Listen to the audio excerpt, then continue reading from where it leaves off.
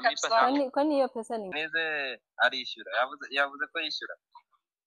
Sasa mimi ndo nafaa kukuuliza, unaniuliza na wewe ndo nilikupeanga tu. Sasa magara anaanza kulia na hadi hajalipa, si aliye kama nilipa deni. ibaze ni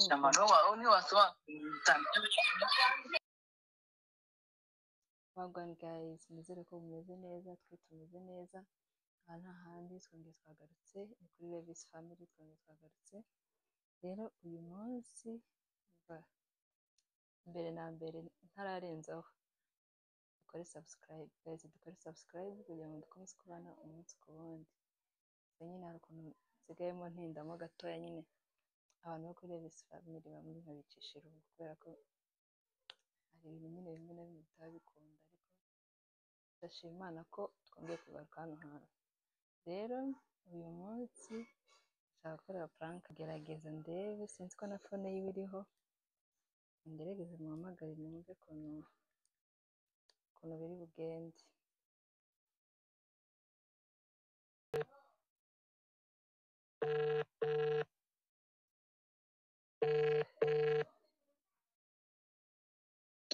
Alo? Bite? Nziza. Umeze neza? Yego meze neza. Wamenye se? Oya. Reka sha. Hafi pe. Kuburyo utamenye? Atone nibizi. Abandi kaze. Indi nimero ntago nari nyifite. Oh, umva none se Denis bite? Sawa. Umeze neza? Ameze neza nukuri. Umva none se ko hari umuntu wampamagaye? Umuntu wo muri Kenya, nanjye ntago muzi. Arambwira ngo hari amafaranga ngo wamutwaye. Izina rya Yesu. Njyewe? Wowe kandi ni umutipe batuye muri Kenya ko yamamagaje Nyakenya. Ngo namutwaye njyewe? Yego komanda. Ego ko ndomeye ko njyewe nta n'umuntu asaga amafaranga, surumva ko ndasaba nde gukora muri Kenya. Ndi nabaganze. Nambwiye wibesha nimero byagenze bitarambwira ngo wahinduye ngo nimero. Ndambwira kuyihindura aho yarayihinduye. Ariko Denise asaba amafaranga mu ruhe rwego? Ndambwira aba muri Kenya? Ni nimero yo muri Kenya niyo yamamagaye. Mwana mubwire yasonguza umutwe neza ntago ameze neza.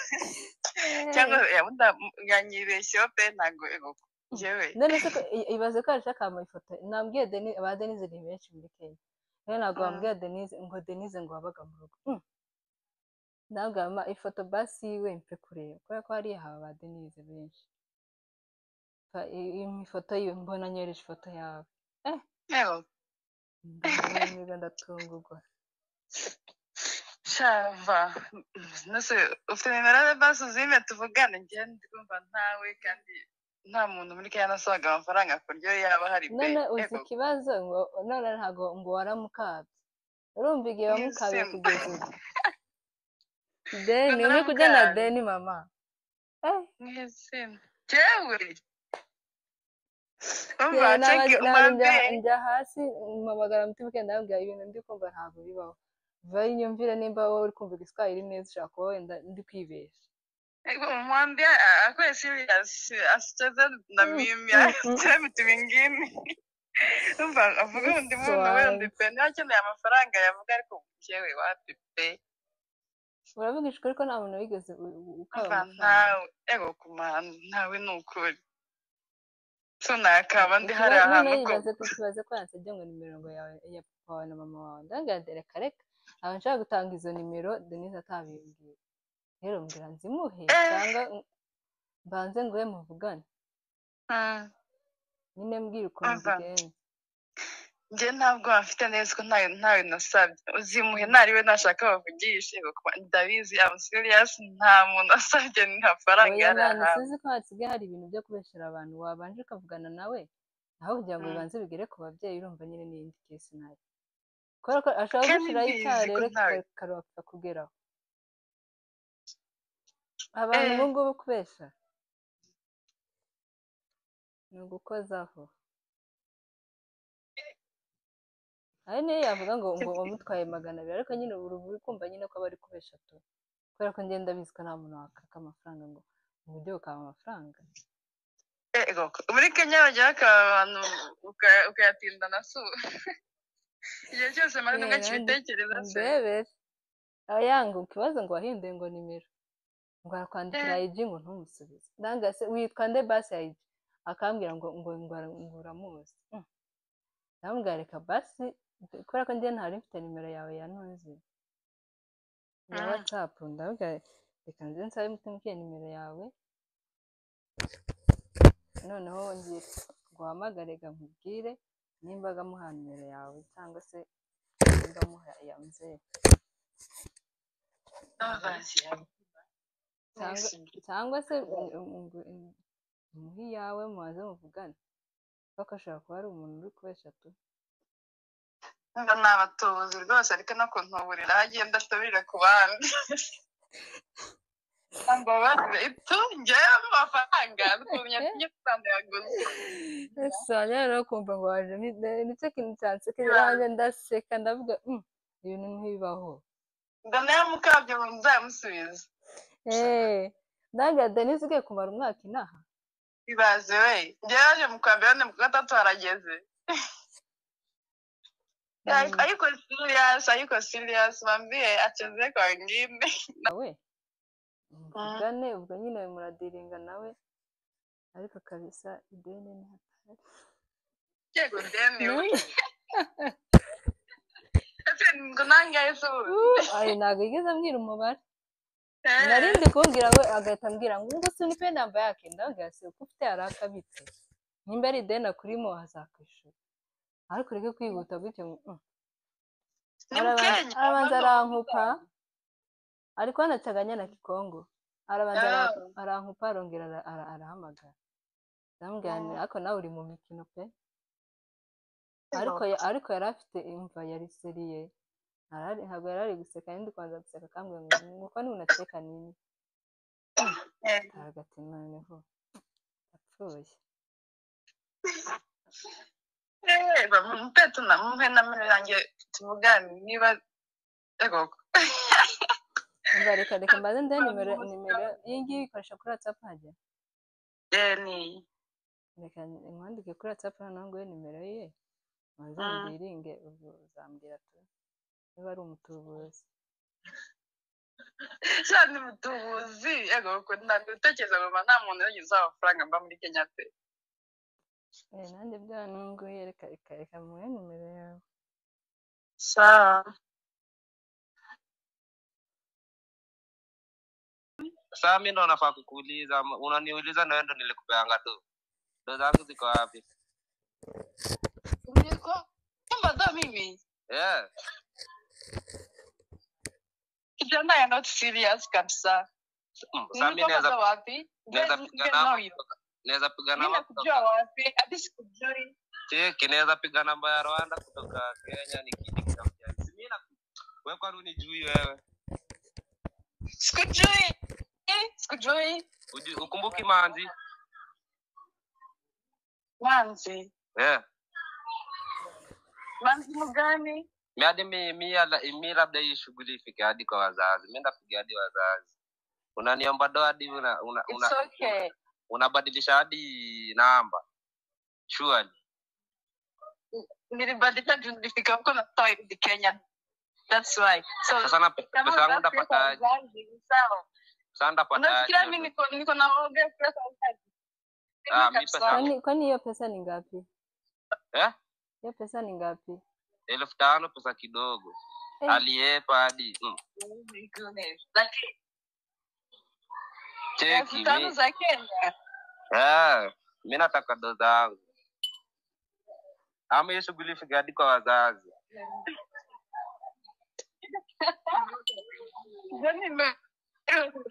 Tunasikia tu ni fani.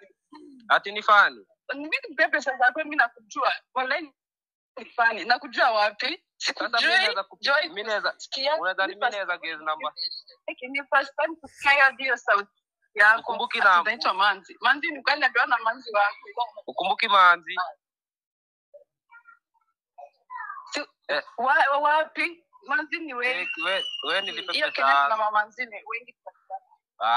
Wewe lipa deni wewe, acha mambo mingi. Ulienda randu kubadilisha namba. Unadhani kwa sitaipata? Kwa gani baki na Kenya na siko Kenya? Sasa ulienda kubadilisha namba uliniachianga haiko mteja. Lakini mimi najua watu wa kwenu. Najua watu wa kwenu ndawaambia, sawa? Sawa, sina oga kabisa. Lakini wewe ujue wewe haina mambo. Si utarudi tu. Naweza kuwa kusiamia bunge kuliko. Narudi wapi? Okay, naweza rudi tu na siko gopi naweza rudi. Siko gopi but kuniambia niko na deni yako. Kwa nataka pesa sio. Mimi nakombaje do. Lakini wewe mbona unidanganya? Wewe ulikuwa na deni yangu, unidanganya. Wewe not serious. Hata. Sasa check Denise. Kama Denise. ndio usikamia wengine. Mimi naweza kumwona uko na pesa yangu bure tu hivyo. Kwani mimi ni wazimu? Ako deni urikumva yakubeshera abantu, urikumva ari we yabeshera wenyine cyangwa ari yamusabye buriya.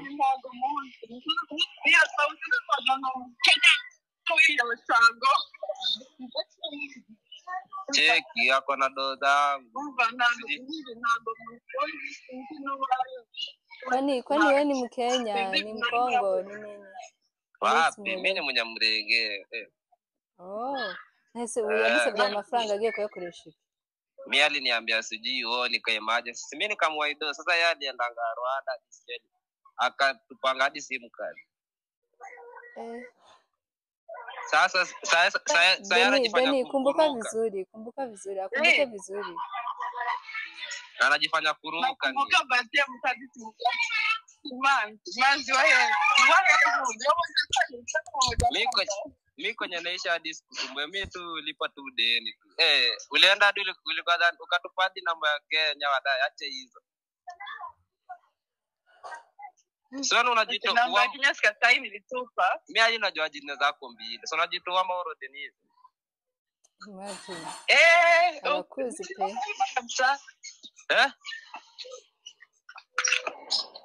Cheki wewe lipa deni.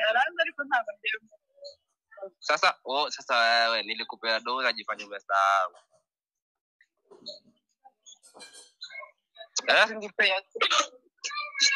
Sasa mimi isikusumbue, mimi nataka do. Aduna ni sawa walai. Ni sawa. Lakini wewe ujue. Nilisema na wewe. Cheki mimi hapana, hatukusema na muli niko padoka na ni emergency. Uliniambia ni emergency. Kwani alikuwa rafiki yako? Alikuwa rafiki yako? Lakini sasa alienanga katupa namba, katupa hadi nasikia yako Rwanda. Imagine. Akumbuke vizuri. Cyangwa se ni nawe wasanga ari uri kubesha tu. Nani mimi? Sasa mimi namdanganyana na jina zake mbili. Manzi buri nyase ntabwo ko ari banganye barahari ariko cyangwa se wanibesha nimero bari Denise yungu. Mimi siwezi danganya namba na danganya pia jina zote bila design. Kwani mimi ni wazimu. Mimi mwambia nilipe tu deni. Ambia Denise alipe deni jo. Deni. Hebu lipa. Denise anumenisahau. Nese nta muntu witwa Manzi mwigeze mvugana Deni. Hivyo sana. Alikuja kanikopa doka niambia ni emergency hata nirudishia sija after 2 days. Sasa mimi na ngojanga hadi leo nasikia hadi alienda ngadi. Nilienda hadi kumtafuta hadi sijui nasikia alienda ngadi alisafiri. Unashangaa rada. Sasa anajifanya ati amesahau. Hebu mwambie nilipe deni. Mimi sitaki kujua. None turabikizwa n'akinanyora. Kama kisharinda majani. Kama manchi yanjye so. Ntabwo manzu ari. Sasa mimi unaweza kudanganyisha tu for the people tu, mimi nakudanganyisha tu 5,000. Wewe unajifanya umesahau. Jo, si ndio? Sio tuna unala kujanikana woga kwani sasa nini? Cheki mimi tafuta tu venye utanilipa mimi ama hizi vitu ndapeleka hadi kwa familia. Warambwiye ngo abantu hamusoma aragiye mimi nataka doza hapo. Analia? Wapi kwa anatangia kukurira? Kuna shida gani bro? Niambie. Analia anajalipa doza. Nasebera ntago yigeze azana 5,000 ngo musangire basi. Nyine ishaka kumwibutsa yino rero. Nase umuntu aribesha akamamagara. Anaanza kulia na hadi hajalipa. Si hadi kama nilipa deni. Ni waswa nanjye rero nsanga 5,000 sibwo yaragiye kubikoresha. Simiana niambie kwa emergency. Bro, basi acha tuongee na yeye tusikie. Lakini kupeleka kwa wazazi. Tafute vile tani. Hiyo si pesa mingi ati ya kwenda nyama. Ni Mkongo. Watu tafanya haja kuzoga na kama msana kwa it's okay. After rezima hadi kuna mambo. Wapi, hiyo ni kitu iko tulipea. Amiadi ni kitambo lakini wewe jua hizo message nilikuwa nimeziweka. Hadi naweza kutafutia ai. Kuna evidence ulete basi evidence kwa nayo. Ni veni kitabu. Sasa yeye aliendanga kaka nasikia dali ya manga. Mimi hadi nashanga una 1,500 ni.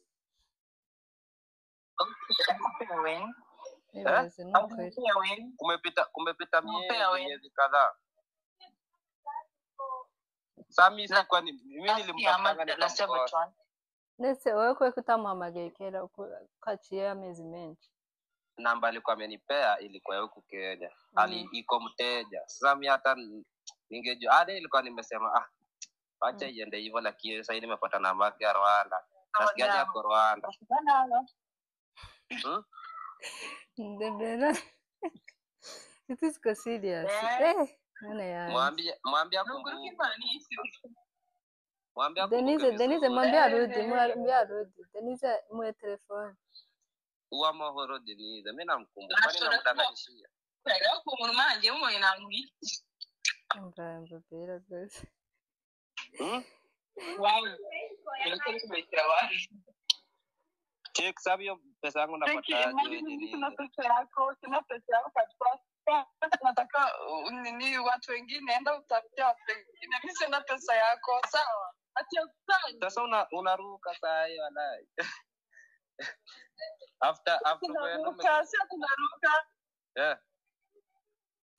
tunaruka tano si pesa mingi naweza tafuta everywhere.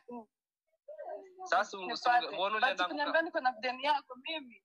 Mbona ulienda ukazima simu unasikia dodi hama? Si ungesema before wewe. Tamerano to kama nimekuja huko sasa hiyo ni pesa inafanya hiyo ni pesa inaweza fanywa hami kwa hiyo kinyamurengera kumbe yes one ndio ko ndumva bingi imagine na franga ya anzi tatwa bora ajisku wewe acha kujifanya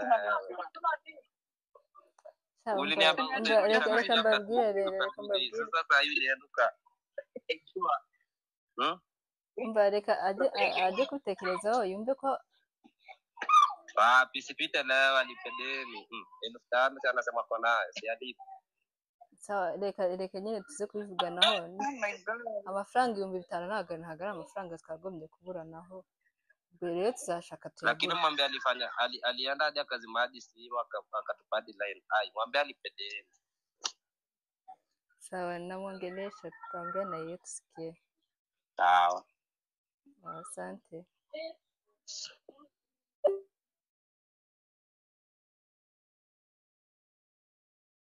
Kumamagara kuri sanze anga biri kwanga. Yeah. Umwana ararize. Denise deni ry'abandi we.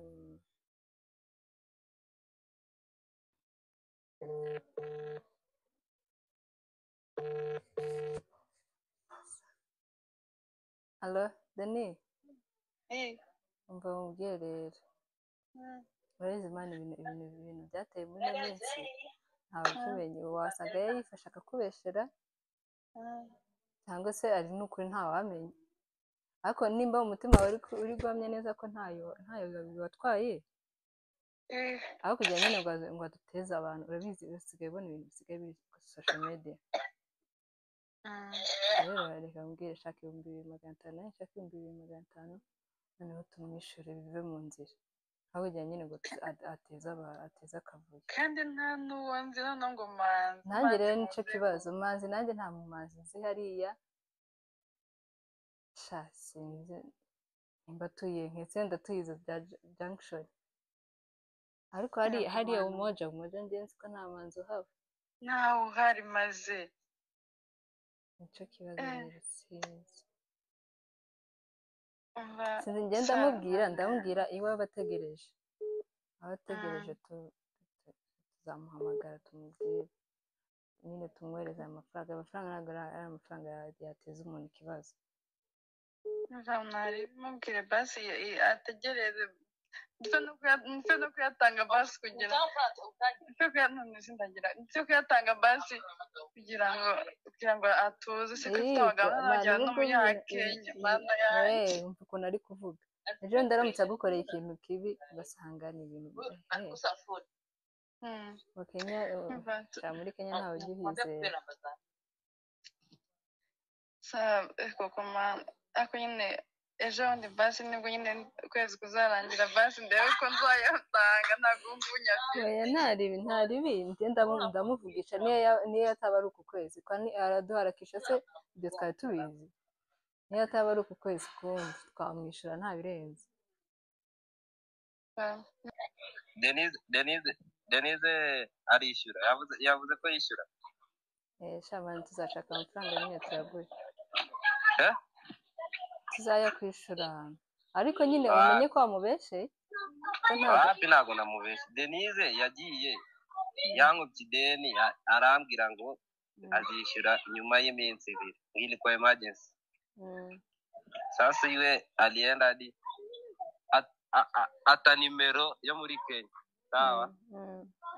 Sasa mimi namubeshera kweli nzi n'amazina y'ababiri. Aje akwapi ari kukumva ariko nyine kugira ngo ayo magana ntabwo ndabizi ko ntabwo kose ariko nyine imari ngende umufisi ko ibyo kumbwira ngo kugira ngo wapi wewe wangu cya amafaranga 5 wapi nose ko yaratekeye ko wagira cece nzakuzi ikibazo ngo nakatakuzi njye namaguru umuntu ntazi kwera nzi n'ishuri yigiyeho. Denise namuhaye 5,000 twembi babiri peke yake. Ati ilikuwa emergency. Ilikuwa kitu ya haraka emergency. Mimi nikakupea none nawe wahise ugenda wagiye no mu Rwanda. Mimi kwanza kundi na niwuma wagiye mu Rwanda utana nimero atanagusezeye. Ngeze na nibyo namenye. Faranga kama nani nashuri rafiki yangu rafiki yanjye twariganaga atuko hivyo close sana lakini wari urinde kuri njye kuri nanisha amafaranga wowe waje usaba amafaranga ngo atuko close sana lakini tulikuwa tushaiongea. Kwa nini nilitoa wapi namba yako? umva reka tubwire ko ngo nose nimba warambwiye ngo ni emergency ngo ibihumbi 5 mimi niliona unakaa mtu wa kuaminika na trustika mimi ibihumbi 5 none wewe wagiye mu Rwanda surely umva naribi umva Keve natanga amafaranga alipe do Denis sorry alipe mwambie alipe deni ulipe deni mugakawa amafaranga bro sasa amejifanya anaruka ananiruka na nini nilikuwa namuona si kwanza nilikuwa nasoma hadi hapa chini hapa uko karibu junction koma okay hiyo shilikuwa na wasudi arakuzi neza mimi kwa nini naweza patia mtu pesa niisha na mafaranga ati okay uranzi nabyumvise uzamazina yanjye uzabaniga Denise ni prank lakini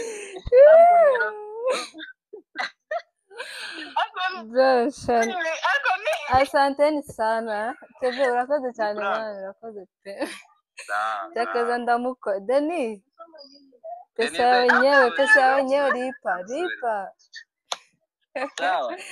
sawa asante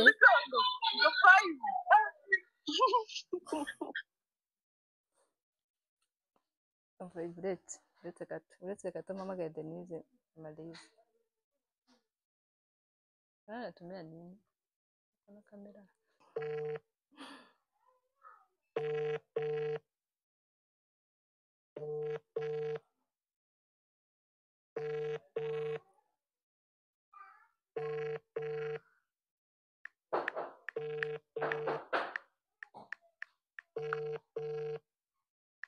kama bado anaongea na nini Denis kutarifashe bite cyari kubitekerezaho yarakiri kuvuga ngo ni prank ibintu nk'ibyo Samana yanjye umva nari nkugwaye nk'amezi nk'abiri ndi gutekereza ikintu nzagukorera ariko wari wanarizeho umva narizeho ndakurahiye 5,000 ni menshi bro 5,000 50 y'inaha yo urakaba koko ibaza yose we nuko murakoze turabashimiye uraruhutse noneho nizere ko najya kuri YouTube bro uko ndani mugende utibabarira maze ubutaha umva ganda nuko Frank yanjye umva bigenze neza uko nabishakaga ngo uriya mwana abanze aho bagira rire ukaba amafaranga 5,000 mwana ni menshi pe ni menshi yo muri Kenya ni menshi basi nyine bakaba nk'igihumbi 2,000 ahanga nyine making sense ariko 5,000 udafite urugo ugiye guhahira udafite ikintu nyine kizima ugiye gukora abantu ibintu nyine aba ari amafaranga menshi muri Kenya ariko agahombe n'isaho umunyaga kawe cyakaza bigenze ko nashakaga bigenze ko nashakaga abantu dukomeze dukore subscribe umva ejo cyangwa ejo bundi undi munsi ngomba kubatama kandi kazima ciao